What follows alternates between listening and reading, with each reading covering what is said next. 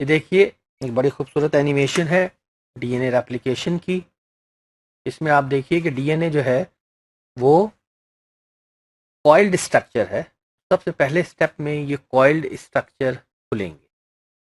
जैसे आपके सामने देखें, इसके जो चक्कर है, जो इसके वर्ल हैं, ये खुल रहे हैं। खुलने के बाद आप इसमें देखिए कि 4 डिफरेंट न्यूक्लियोटाइड्स होते हैं: एडेनिन, थाइमीन, साइटोसिन और गुआनिन। इनका कॉम्बिनेशन रैंडम नहीं होता, बल्कि एडेनिन सिर्फ थाइमीन के साथ बॉन्ड करेगा और साइटोसिन जो है वो सिर्फ गुआनिन के साथ बॉन्ड करेगा। इसी तरह इस डीएनए में जहां जहां पे एडेनिन है वहां वहां आपको थाइमीन मिलेगी, और जहां साइटोसिन है वहां आपको गुआनिन मिलेगी। अगले स्टेप में क्या होता है कि ये जो डबल स्ट्रैंडेड डीएनए है, ये डबल स्ट्रैंडेड डीएनए ओपन होता है, यानी सिंगल स्ट्रैंड होता है। उसके लिए एडेनिन, थाइमीन, साइटोसिन, गुआनिन का जो बॉन्ड है उसको ब्रेक किया जाता है। ये जो चीज आपके सामने आ रही है, ये एक एंजाइम है, या यूं कह लें एक ऐसी प्रोटीन है जो इस बॉन्ड को ब्रेक करेगी और डीएनए के स्ट्रैंड को डबल से सिंगल स्ट्रैंड कर देगी।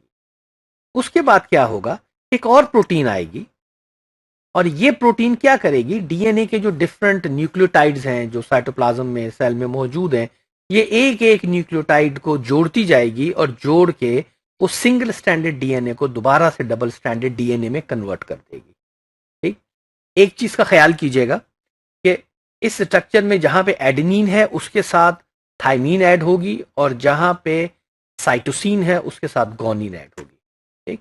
तो एक एक करके न्यूक्लियोटाइड्स आते जाएंगे और जुड़ते जाएंगे, और जुड़ के इस सिंगल स्ट्रैंडेड डीएनए को दोबारा से डबल स्ट्रैंडेड डीएनए में कन्वर्ट कर देंगे।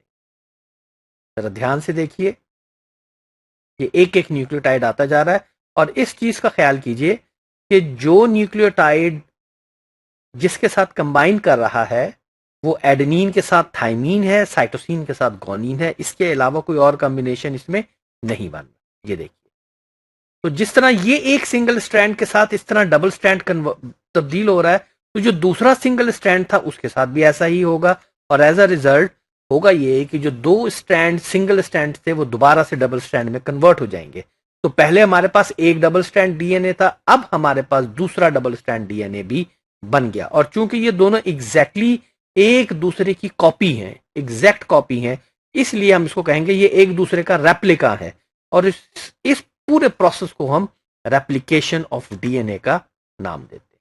फिर इसी तरह से ये दोबारा इसमें वर्ल आ जाएंगे, और इसमें आप देखिए ये जो डीएनए का स्ट्रक्चर है, एक उसमें जो स्ट्रैंड है वही पुराना है, जो पेरेंटल स्ट्रैंड है, जो शुरू में था, जो ओपन हुआ था, और जो दूसरा स्ट्रैंड है डीएनए का, ये वो स्ट्रैंड है जो अब नया बना है। तो मेरा ख्याल है अब आपको रेप्लिकेशन के बारे में काफी इंफॉर्मेशन आ चुकी है, और आप इस एनिमेशन को देख के तो बिल्कुल समझ चुके होंगे कि डीएनए रेप्लिकेशन का प्रोसेस क्या होता है।